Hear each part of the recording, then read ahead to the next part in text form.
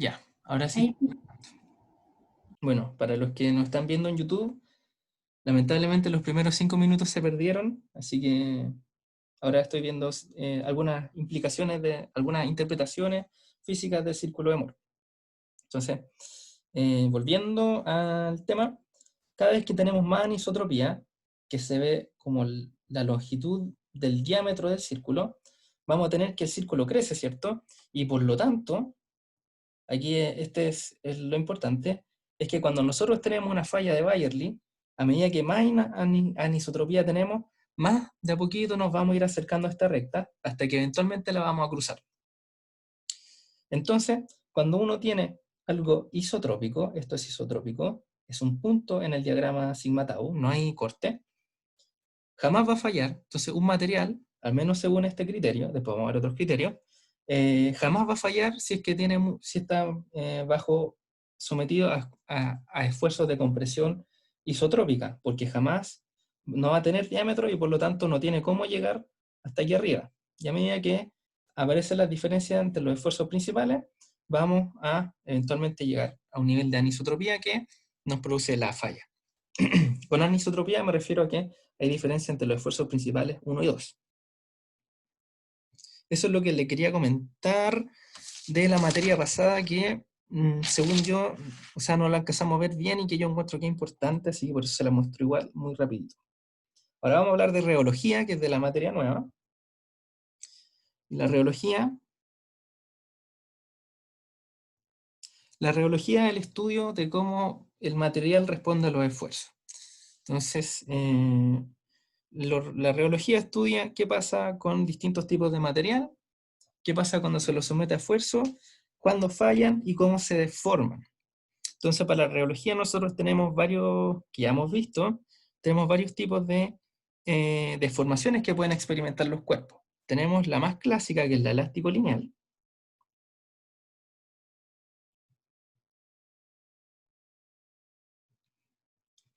que nos relaciona los esfuerzos y las deformaciones. Recuerden que E es deformación y sigma es esfuerzo.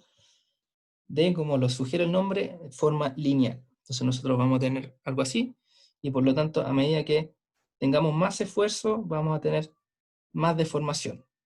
Ejemplo de deformación elástico-lineal. Un elástico es un ejemplo de deformación elástico-lineal. Ustedes estiran el elástico, y el elástico mientras más lo estiran, más esfuerzo necesitan, más esfuerzo aplica el elástico sobre sus dedos. Y eventualmente el elástico se muere. Entonces podemos poner una X acá, por ejemplo, si pensamos en el elástico, donde llega un esfuerzo límite en el que ya muere. Y ya se corta y el material falla. ¿Sí? Otro tipo de formación clásica que deberían haber escuchado en algún momento de sus vidas es la deformación plástica. La deformación, bueno, me faltó un comentario a la deformación elástico-lineal, es que la deformación elástico-lineal es restitutiva. Y eso es súper importante. Restitutiva significa que una vez que yo quito el esfuerzo, desaparece la deformación. Entonces yo estiro un elástico, después dejo de estirarlo y vuelve a su posición original.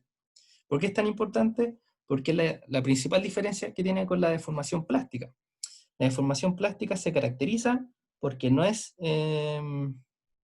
restitutiva. Por lo general, la mayoría de los materiales no son totalmente plásticos, sino que tienen una pequeña, los materiales que son muy plásticos tienen por ejemplo una pequeña recta de elasticidad, esto es parte elástica, pero a medida que empezamos a avanzar en el mundo de las deformaciones y en el de los esfuerzos, esto deja de ser recto y empieza a tener una forma curvada. Y esta es la parte plástica. Cuando yo deformo un material plástico, lo que hace es que no es totalmente restitutiva su deformación, así que cuando yo quito el esfuerzo, va a devolverse con la misma, paralelo a la recta azulita, paralelo a la parte elástica. Entonces, por ejemplo, algo así. Eh, un ejemplo de deformación plástica, no sé si alguna vez ha sido tan ocioso como yo, pero deformar los servicios, como los servicios de aluminio, como la cuchara, el tenedor, que uno los dobla un poquito y se devuelven, pero si uno los dobla mucho, quedan deformados. Esa parte en la que queda deformada para siempre es la parte no restitutiva y es la parte plástica del esfuerzo, del diagrama esfuerzo-deformación que le dibujé aquí, la parte moradita. Otro tipo de deformación más, que es un poquito más complejo, otro tipo de reología, es la dúctil. Hoy a qué hora empezamos. Ah, no, ¿verdad? A las 4:20. Tengo hasta las 5:20. La deformación dúctil corresponde. ¿Cómo pago las notificaciones de acá?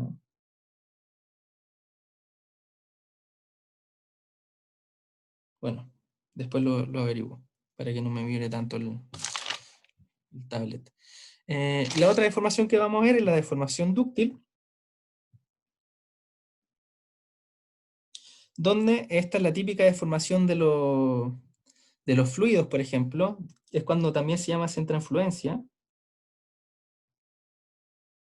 Hay, bueno, la deformación dúctil, a diferencia de las que hemos visto, por lo general, en vez de hablar de deformación, vamos a hablar de tasa de deformación. Entonces eso es lo que pasa, por ejemplo, con el agua. Si yo le aplico un esfuerzo al agua, el agua va a moverse y va a mantenerse ese movimiento mientras yo mantenga ese esfuerzo, a diferencia de, no sé, un resorte que yo lo aprieto y llega hasta a un comprimimiento final, digamos, a una deformación final, y se queda ahí en equilibrio hasta que uno saca el esfuerzo. Aquí entonces nosotros graficamos la tasa de esfuerzo, o sea, la tasa de deformación según el esfuerzo, ¿ya? Y esto es muy característico de los fluidos. La deformación dúctil, por lo general, para los casos simplecitos, para el caso de los fluidos como el agua, por ejemplo, se puede presentar así, que es que existe una constante de proporcionalidad entre la tasa de deformación y el esfuerzo. Y esta constante de aquí, este eta, es lo que nosotros llamamos viscosidad. Entonces, ¿qué es la viscosidad? Es cuál es la relación entre la tasa de deformación y el esfuerzo que yo aplico. Entonces, por ejemplo, la viscosidad de la miel la miel es más viscosa que el agua, el aceite es más viscoso que el agua, pero es menos viscoso que la miel. No sé si pueden hacer una imagen mental con esos ejemplos.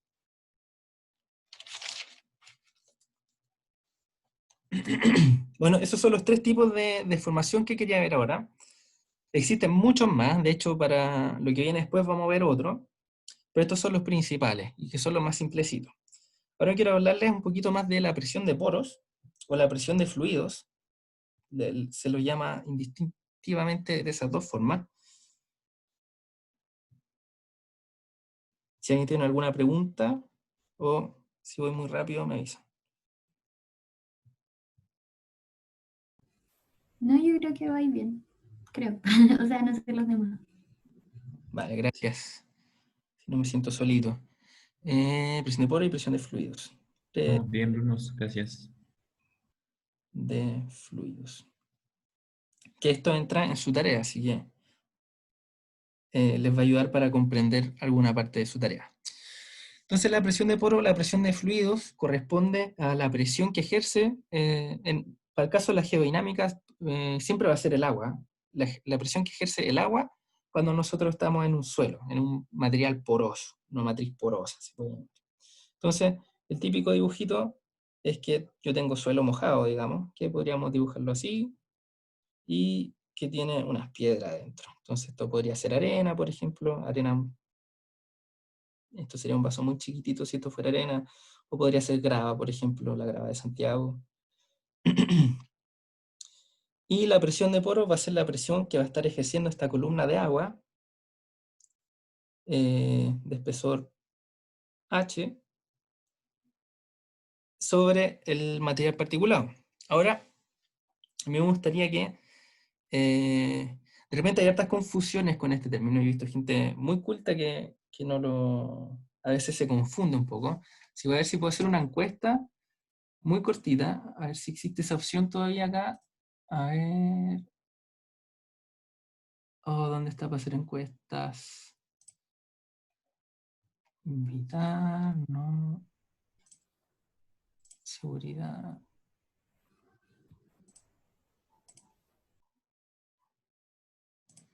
Bueno, no tengo licencia para hacer encuesta ahora, parece. Bueno, les quería preguntar cuánto pensaban que era la presión de fluidos, porque siempre hay dos formas de verlo. Hay gente que dice, bueno, la presión de fluido es, va a ser rho del agua por la gravedad, por la altura, y también hay otra gente que dice que es la rho GH, pero multiplicado por phi. Phi es la porosidad. Entonces, multiplicado, esto sería como la porosidad corresponde al volumen que no es suelo.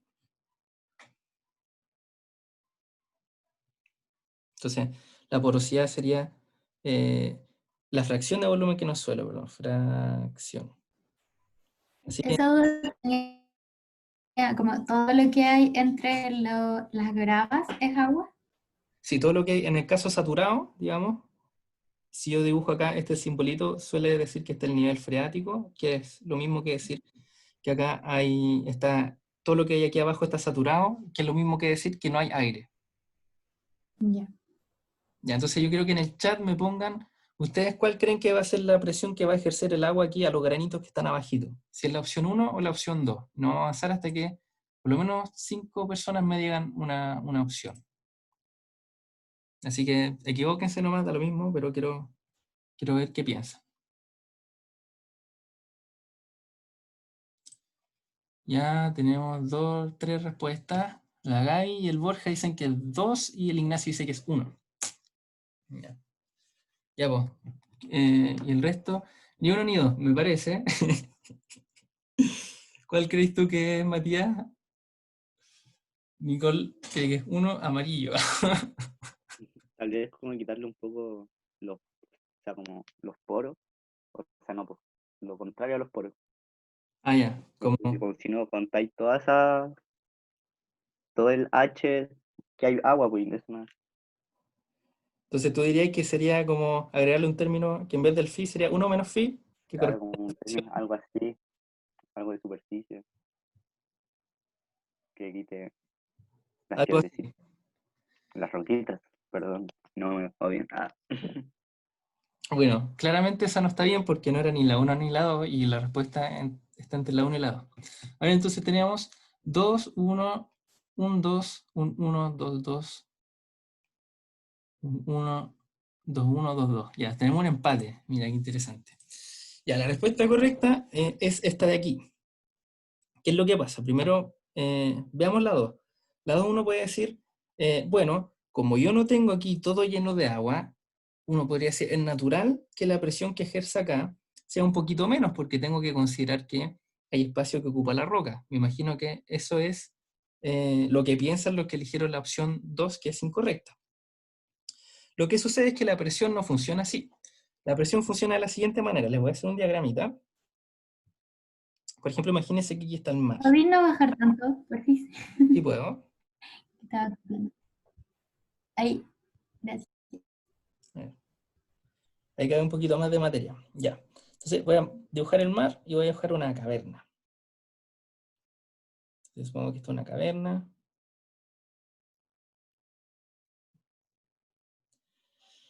Entonces, vamos a tomar un nivel acá.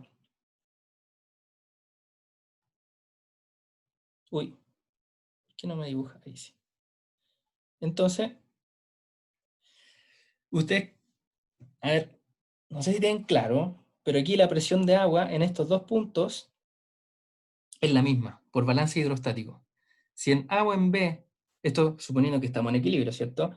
Si en A o en B hubiese más presión, entonces habría flujo, ¿cierto? Porque se genera, la diferencia de presiones puede generar movimientos, porque hay una diferencia de energía y la diferencia de energía puede generar movimiento, etc. Entonces en el punto A y en el punto B, a pesar de que en el A estamos sobre roca, que puede ser ro de la corteza, ro C, y aquí estamos en agua, En el A, los esfuerzos ρc no se transmiten, digamos, esta columna de acá no está ejerciendo presión sobre A. Entonces, como no es el caso, aquí la información de la columna de agua que está en B eventualmente termina llegando a A. Con eventualmente es prácticamente inmediato, por si acaso. La velocidad a la que se transfiere la onda de presión es muy, muy rápida. Así que la presión A y la presión B son iguales. Entonces, lo que determina la presión que va a estar sintiendo un cuerpo no es la masa de agua que uno tiene arriba, sino que la columna de agua sobre la cual uno está, sobre la cual, la columna de agua que uno está soportando, digamos, la columna de agua que uno está levantando. Entonces, por ejemplo, si yo les pongo un vaso, no sé si quizás con este otro ejemplo lo ayudo a entender un poquito mejor. Si yo les pongo un vaso, les pongo después otro vaso un poquito más ancho, les pongo el mismo nivel de agua, y obviamente el mismo espesor, la presión que voy a estar sintiendo acá y que voy a estar sintiendo acá es exactamente la misma, que es ρgh, porque yo tengo una columna de espesor h sobre mí, ¿ya? Entonces, esto es equivalente, exactamente equivalente a esto de acá. Esto de aquí es como que si fuese el vaso más chiquitito porque tiene menos agua, ¿cierto? Porque hay volumen que es piedra, pero la columna de agua sigue siendo lo mismo. Entonces, el vaso grande sería como tener todo lleno de agua, pero sin piedra. Y el vaso chico es cuando el volumen de agua que me queda cuando yo le agrego las piedras al vaso que dibujé con piedra. Este de aquí. Este es el vaso con piedra. Y como pueden ver, en estos dos casos, la presión de agua es la misma. Ojo, una observación súper importante. Esto es posible, sí, solo sí, cuando yo tengo una columna de agua, ¿cierto? Una columna de agua es que puedo generar un camino conexo que me une los dos puntos. Si yo no tengo un camino conexo que me une los dos puntos, no hay balance hidrostático porque los esfuerzos no se van a estar comunicando entre sí. Entonces, por ejemplo, si acá yo cierro acá la caverna y las incomunico, ahí no existe balance hidrostático porque no se pueden transmitir los esfuerzos y por lo tanto la presión en A no puede ser, no va a ser necesariamente igual a la presión en B. Entonces la conclusión que quiero que se lleven es que la presión va a estar dada por la columna de agua que está sobre mí y no por la masa de agua que está sobre mí.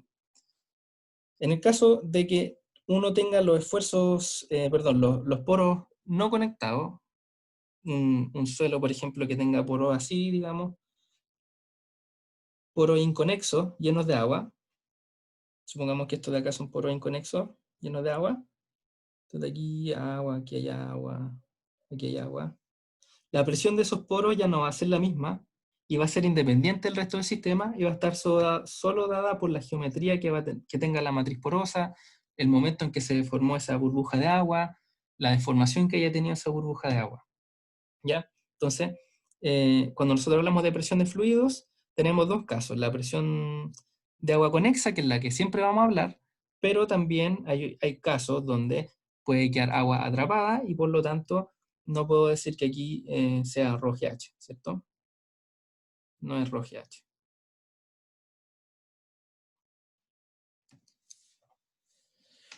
Ahondemos un poquito más en este concepto. La presión de fluidos no solo existe, sino que es súper extraña. A priori uno la estudia y dice, bueno, aquí hay algo, está pasando algo raro. Así que les voy a mostrar un experimento que hizo un gallo que se llama Terzaghi. Terzaghi. Creo que fue en 1960, pero dejémoslo al menos en esa década, la década de los 60. Y el gallo hizo lo siguiente. Dijo, voy a hacer un experimento, voy a jugar con agua con tierra. Maravilloso. Me hubiese gustado ser Terzaghi, porque qué entretenido hacer lo que hacía él. Entonces tomó un vaso, bueno, no era un vaso, son recipientes especiales, y estos ensayos que les voy a mostrar son todos súper sofisticados, pero el concepto es el siguiente. Toma un vaso con tierra, y lo llenó de agua justo hasta donde llegaba la tierrita. Entonces, por ejemplo, Aquí. Este triangulito denota el nivel hasta donde llega el agua, nivel freático. Y aquí tenemos un espesor H pequeñito. ¿Sí? Y dijo, bueno, le voy a hacer dos cosas a este vaso. En verdad tenía dos vasos iguales, o tres vasos iguales, tenía tres vasos iguales. Y a uno lo dejó como control, este se llama control. Y a los otros dos las condiciones. A uno de los dos vasos que le quedaban,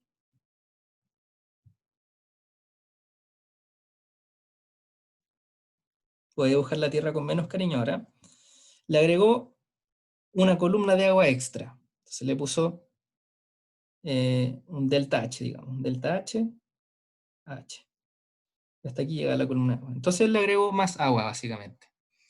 Este es el caso, vamos a ponerle caso, este va a ser el caso 0, el control va a ser el caso 0. Te va a hacer agregar agua, que va a ser el caso 1.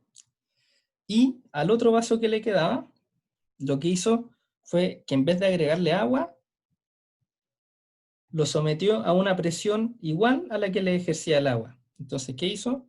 Bueno, la presión extra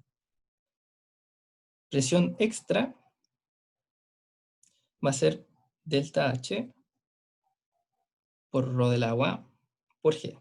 ¿Cierto? Aquí, estos granitos, la presión extra que van a estar sintiendo con respecto al caso 1 es delta H rho G. ¿Sí? ¿Está claro eso? ¿Me confirman sí que cachan que eso está... La presión extra sería la final menos la inicial. ¿Se entiende o no se entiende? Sí, como que la total al final sería como sumarlo el delta H con el H. Sí, sí, la presión final. Y lo que hizo al otro fue, en vez de agregarle agua, le agregó una presión, ¿ya? Una presión que va a ser igual a P extra. Entonces, básicamente lo apretó. Y dijo, bueno, ahora que tengo esto, bueno, este es el caso 3. Caso 3. Caso 0, no, caso 2. Partí con el 0. Entonces, ahora que nosotros tenemos estos tres casos, 0, 1 y 2, el gallo lo que hizo es tomar cada uno de estos suelos, que son probetas, hizo probetas. Probeta es solo tomar el recipiente y ponerlo en un lugar donde se puede ensayar. Ensayar significa someter los esfuerzos hasta que se rompan. Entonces, lo, lo sometió a las situaciones de esfuerzo hasta que llegaron a la falla. ¿Ya? Y le dio lo siguiente. Para el caso 0,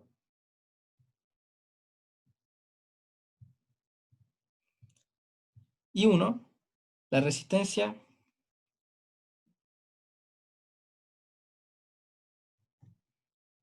del material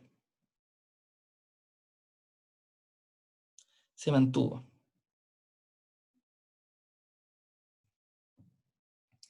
Pero para el caso 2,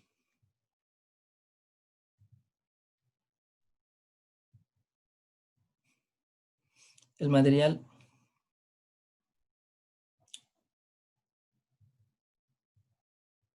resistió más.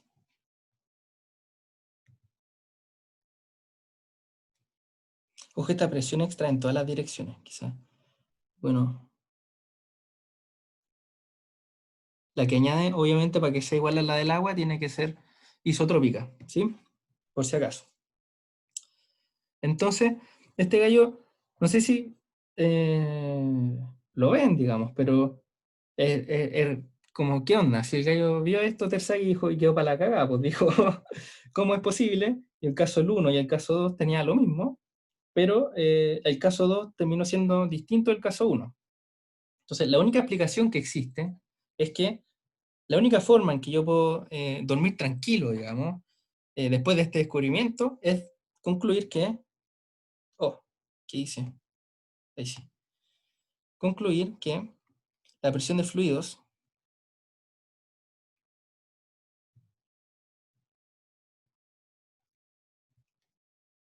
actúa en forma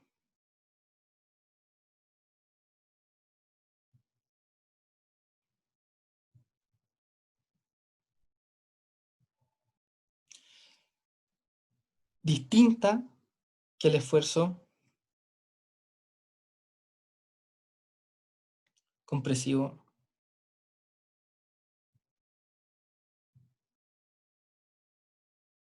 P. Entonces, ¿qué dijo Terzaghi? Nosotros estamos obligados, ya no podemos no podemos ignorar este hecho, y tenemos que descomponer los esfuerzos totales que están sintiendo los materiales por su componente de presión de fluidos y por el resto de las componentes. Entonces, Terzaghi dijo, vamos a tener un esfuerzo total, que es el que hemos estado trabajando todo este tiempo, pero este va a ser un efectivo, una componente efectiva, más una componente de presión de poros que la voy a anotar como U. Hay muchas convenciones para esto, se puede anotar como U, se puede anotar como PW, lo he visto también como teta, en verdad no se ponen de acuerdo cómo anotarlo, a mí me gusta U. Entonces, ahora que nosotros entendemos esto, vamos a entender un poquito más los resultados que nos dieron para la curva YS, el Yield Stress Envelope. Así que vamos a hablar de eso ahora. Esto es parte de lo que entra, bueno, esto es la tarea 2 en realidad, esta materia.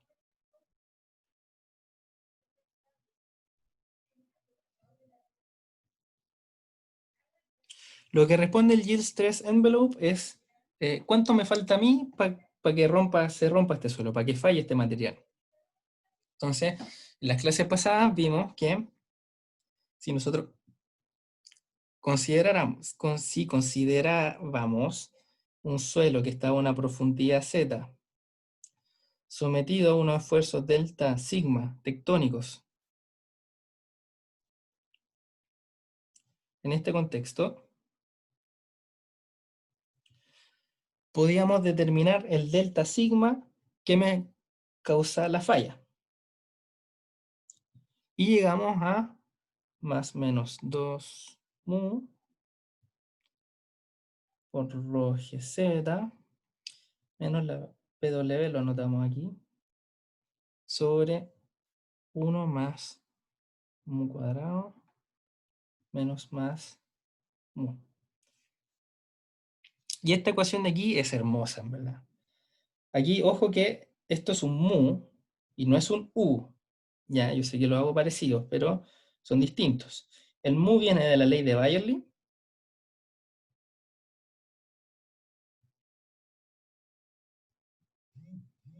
Que nosotros hicimos la demostración de esto. Y corresponde a la fricción interna. El rho GZ viene de la isostasia, que viene de que esto está a una profundidad Z y que hay una densidad de esa columna, una densidad promedio. Y aquí tenemos la presión de poro, o presión de fluido. Entonces, como pueden ver en esta hermosa ecuación de acá, acabamos de unir todo lo que sabíamos de esfuerzo y de formación y lo pusimos en el contexto de la geodinámica. Tenemos la fricción interna que corresponde a una propiedad intrínseca del material. Tenemos la presión de fluidos, que es lo que acabamos de ver, que es el efecto de los fluidos sobre los cuerpos, digamos, sobre los materiales, y más encima ocupamos isostasia para determinar el esfuerzo, digamos, isotrópico que va a tener este material. Y con todo eso lo metimos en una juguera y llegamos a la expresión de la falla. Y bueno, y aquí hay signos cambiados porque hay una expresión para la compresión y otra expresión para la tensión. No sé si se acuerdan, pero les voy a anotar que los signos de arriba, a ver, el más corresponde a la compresión.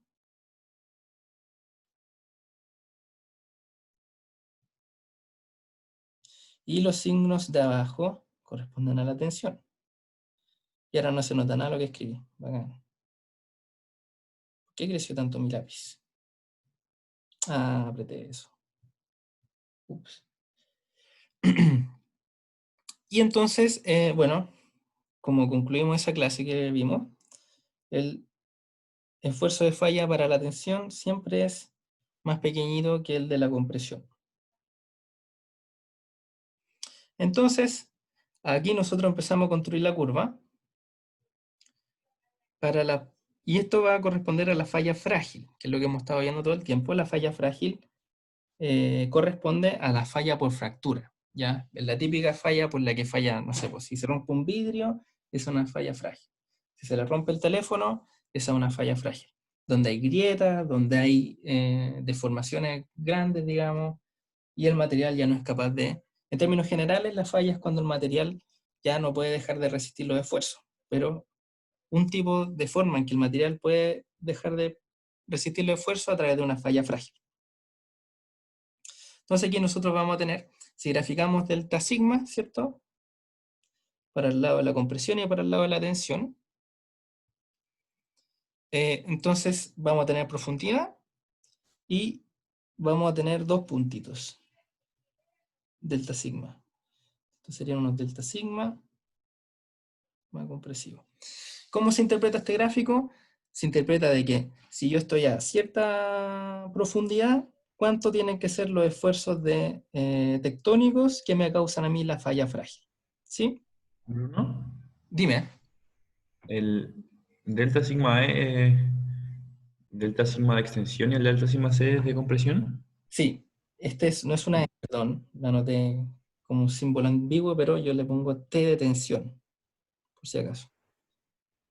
Pero, No, no debería ser al revés, entonces está ¿no? bien. A ver. Ah, no, fíjate que para la tensión tenía un denominador más grande y el numerador solo cambia de signo.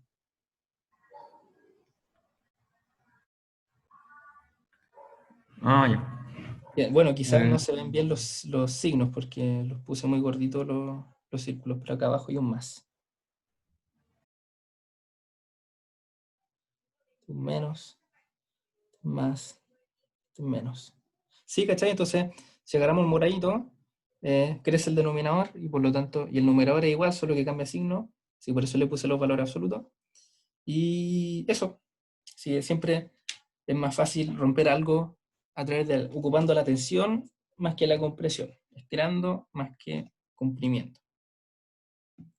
Pero bueno, esa es la parte frágil. Pero ustedes, como ya deben saber, existe una ley de potencia.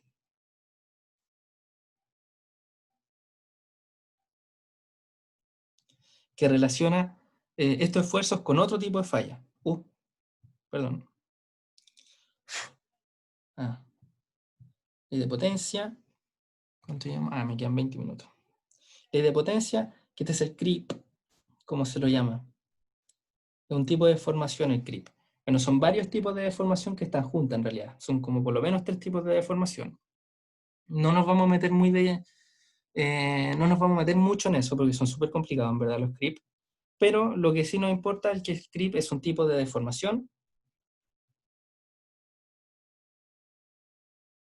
muy lenta. ¿Ya?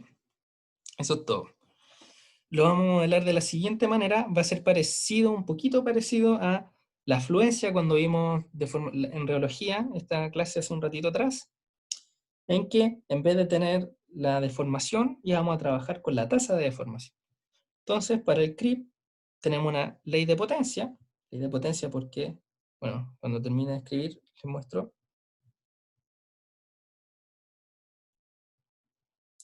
Tenemos esta ley de potencia, y se llama ley de potencia porque relaciona el esfuerzo y la deformación con una potencia aquí, ¿ya? Y esto relaciona el esfuerzo y la deformación y tiene varias cositas. Entonces, el A corresponde a una constante del material. El N corresponde al tipo de creep que se está haciendo, al tipo de deformación. Como les comenté, hay varios. Entonces los cuento más por curiosidad, como que para que se los vaya a evaluar por si acaso. O más que por curiosidad, por cultura. El tipo de deformación, pero que por lo general depende del material también, porque cada material tiene un tipo de deformación al menos predominante. El R corresponde a al R de la ley de los gases ideales. El PV igual RNT. Es SRI. No me acuerdo su nombre, pero el mismo R. El Q, que ya no sé dónde lo voy a meter. A ver.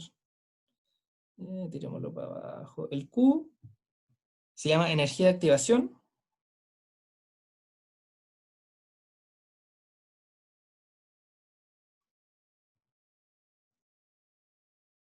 Y también depende de del tipo de deformación y el material. Así que depende del material. Y creo que eso son todas las cosas. Ya. Esto aquí nosotros estamos bien, pero nos falta trabajarlo un poquito. Lo que vamos a decir es que, en verdad, el modelo que nosotros estamos construyendo, lo que nos interesa son los esfuerzos para encontrar la falla. Entonces vamos a despejar este sigma de aquí. Y si ustedes despejan, les debería dar lo que yo tengo anotado acá, que es delta sigma. Vamos a decir que el sigma ahora va a representar los esfuerzos tectónicos, porque esa es la forma que tenemos de interpretarlo nosotros para la geodinámica, este tipo de deformación, ¿cierto? Y si lo despejamos nos va a dar punto sobre A 1 a la n, la exponencial Q, n, r, t. Ah, me faltó ponerles que era t, es la temperatura, en Kelvin.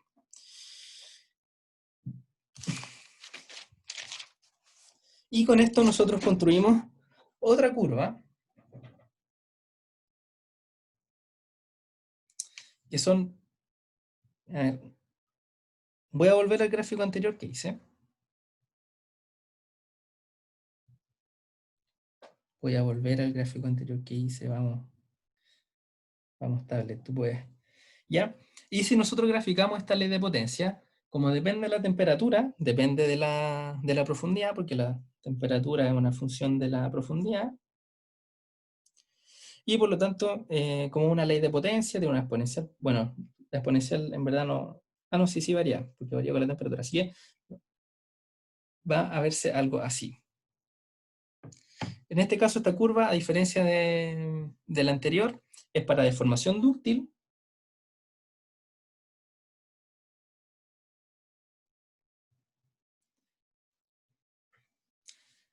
y nos separa la deformación de Crip, que lo más parecido que les puedo decir es que es un tipo de fluencia, es un tipo de deformación tipo fluido, pero para las rocas que están sometidas a presiones y temperaturas muy altas. Así que no es igual a esas deformaciones, pero es lo más parecido que hay.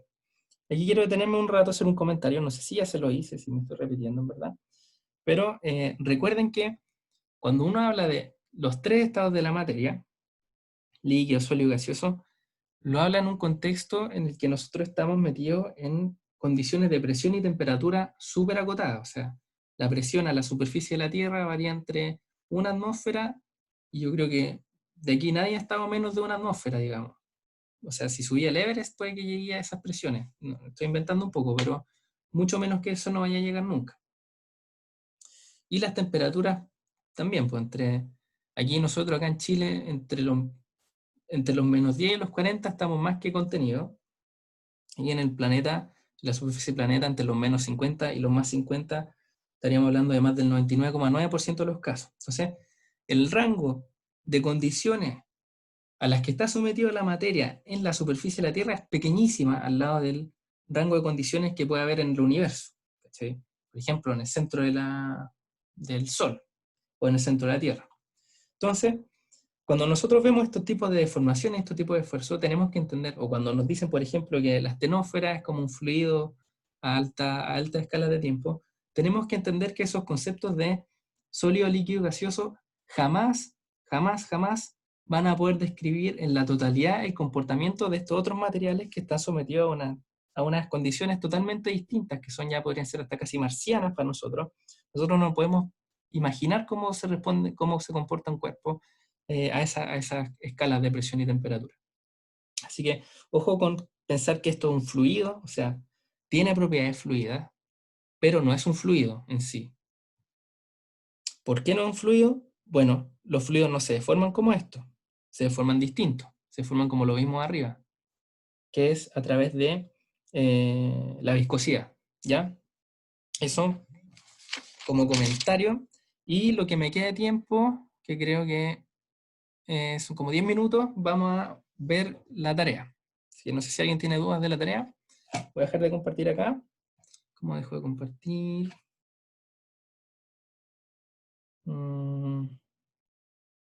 Quizás si lo cierro. Te compartí. Ya, entonces ahora vamos a ver el enunciado de la tarea.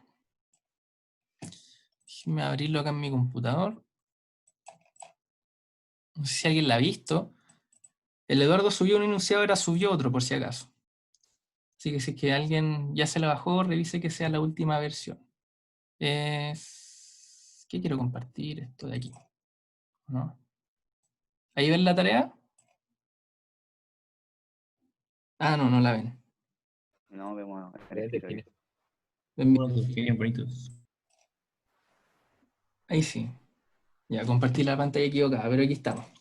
Entonces la tarea, lo que tenemos que hacer es construir esta curva. Les voy a mostrar al tiro la curva.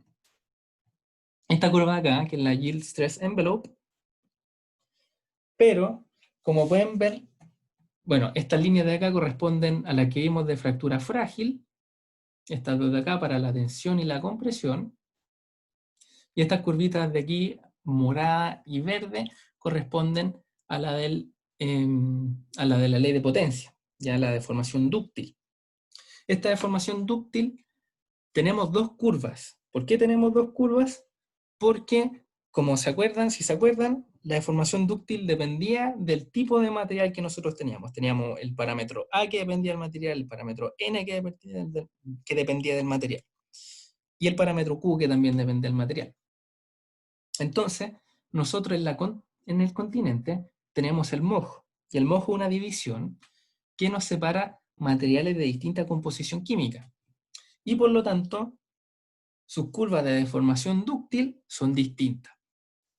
Y por eso nosotros acá arriba podemos tener una curva de deformación dúctil moradita, que es mucho más, llega mucho antes a la falla, que acá abajito que tenemos una curva de deformación dúctil que podemos encontrar fallas mucho más, de mucho más esfuerzo, digamos. Para hacer eso, entonces, en la tarea les damos todo lo que necesitan. Les damos aquí la ley de Bayerle para la compresión y para la tensión. Ojo que aquí la tenemos segmentada para, bueno, aquí quedó medio corrido, pero este de aquí, por supuesto que corresponde a esto de aquí, y el de abajito corresponde a este de aquí, ¿ya? Y como pueden ver, se divide en dos segmentos para la compresión, y tenemos la ley un poquitito más, o sea, la tenemos un poquito distinta, cambia un poquito la pendiente, y además tenemos un término lineal acá para el segundo tramo de la tensión, y lo mismo para la tensión. Para la tensión tenemos dos tramos, y entre ellos están definidos por el sigma ZZ, que es más o menos de 100 pascales. El ZZ es ρGZ menos la presión de fluidos. Y aquí yo me equivoqué porque tengo el enunciado anterior. Porque aquí tenemos la presión de fluidos como phi, que es la porosidad, ρGZ. Entonces esta presión de fluidos ya vimos que estaba mal, así que yo no actualicé el enunciado, pero en el enunciado nuevo debería salirle sin el phi. Y entonces aquí estamos considerando el esfuerzo efectivo. ¿Se acuerdan que el esfuerzo efectivo era el esfuerzo normal? O sea, el esfuerzo total, menos la presión, menos la componente de los fluidos. Entonces aquí tenemos eso. Cuando nosotros anotamos así la presión de fluido, recuerden que estamos considerando que se pueden hacer columnas conexas de agua, por las cuales nosotros estamos, entre comillas, sosteniendo con nuestro material. Después les dan la deformación dúctil. Esta es la ley de potencia de las que les hablé. Y con eso tenemos que primero calcular un alfa que corresponde al perfil de temperatura con respecto a la profundidad para el manto. Y aquí les damos el alfa para el manto, y para la corteza tienen que calcularlo. Eso también es nuevo, así que esto está desactualizado. Con eso entonces tienen que encontrar el alfa, es decir, el perfil de temperaturas. La parte A hay que encontrar el perfil de temperaturas. La parte B tenemos que encontrar esto. La envolvente de resistencia para una litósfera continental dada una tasa de formación y un espesor cortical. Y nos dan los valores para el CRIP. Perdón, creo que alguien habló por el foro o... ¿Cómo puedo ver eso aquí? Bueno, si alguien habla por el foro, creo que no lo puedo ver, así que me avisan. Alguien me habla, por favor. Que me vibra la tablet y no sé si es por qué. Entonces vamos a tener... ¿Sí? No, que no hay nada en el chat. Ah, ya, gracias. Entonces tenemos, como les comentaba, como la deformación dúctil depende del material, entonces por supuesto que el Q, el C0, que yo lo noté como A, y el N van a ser distintos para la corteza y para el manto, ¿cierto? La parte C es repetir lo mismo, pero para distintos espesores corticales. Les voy a mostrar qué nos referimos con espesores corticales. Y esto está abajo, aquí. El espesor continental corresponde a cuánto hay desde el 0 hasta el MOJ. Entonces, si nos dicen 30, la línea azul debería estar por aquí, y eso significa que a partir de acá nosotros empezamos a, por ejemplo acá que está como a los 35 más o menos, acá a los 35 kilómetros tenemos la diferencia de materiales, y por lo tanto, a partir del kilómetro 35, la ley de potencia va a ser para el olivino, y antes del kilómetro 35 lo único que cambia es que la ley de potencia va a ser para el cuarzo.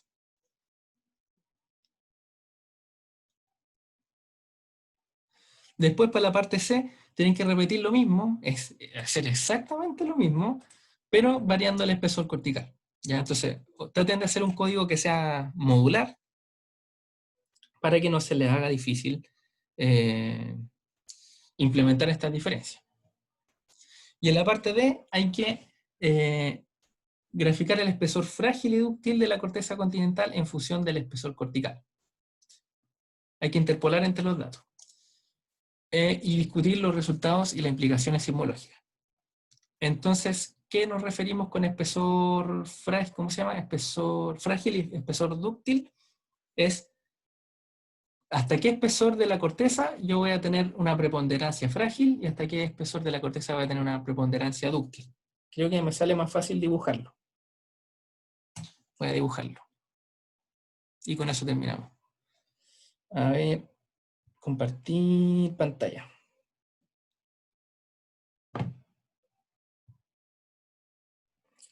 Y no nuevo, mejor.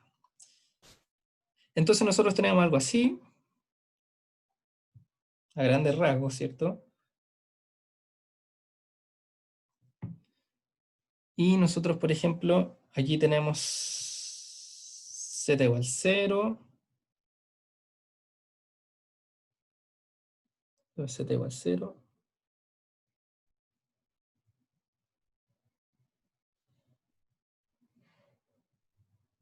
El espesor frágil va a ser esto de aquí.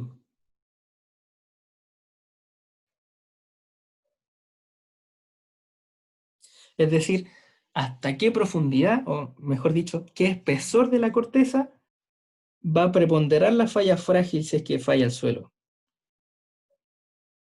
Acuérdense que este de aquí, el eje, es los esfuerzos tectónicos. Entonces, fíjense, por ejemplo, si nos paramos acá, yo me paro aquí, digamos, y me paro justo sobre la recta de delta sigma igual 0, que sería este punto azul. Ahí no me pasa nada, estoy súper lejos de la falla. A medida que empiezan a aumentar los esfuerzos tectónicos, empiezo a avanzar hacia allá, empiezo a avanzar hacia allá, empiezo a avanzar hacia allá, hasta que intersecto con alguna de las dos rectas. La recta con la que intersecte primero va a ser el tipo de falla que voy a tener. Entonces, hasta acá, en esta posición en que yo me puse, obviamente voy a tener una falla frágil, porque choco con la recta de las fallas frágiles, con la ley de Bayerle. En el caso, si me pongo más abajo, de nuevo, fácilmente se pueden dar cuenta que fallo como algo dúctil. Como algo dúctil. Entonces, el espesor frágil va a ser hasta qué punto yo puedo seguir fallando como frágil porque eventualmente me voy a transformar en una falla dúctil. Eso es todo. Esa es la tarea. No sé si la han visto. Recuerden, si ya la bajaron, bájenla de nuevo porque hay un enunciado nuevo. Y eso es todo. No sé si alguien tiene alguna duda de lo que aprendimos hoy. Ya se me pasó la hora. Les quité 6 minutos de su tiempo, así que ojalá que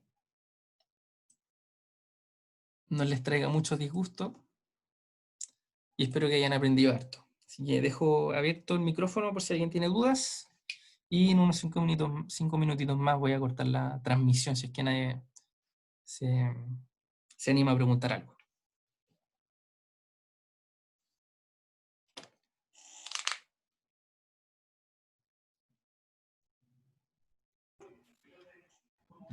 Yo no. Bueno, o sea, que no la he visto cuando la mire. Bueno. Bruno, ¿qué fueron esas líneas horizontales que hiciste? Esa Ya. parte como que no cacho. Las líneas horizontales corresponden las azules, ¿cierto? Sí, sí. Ya.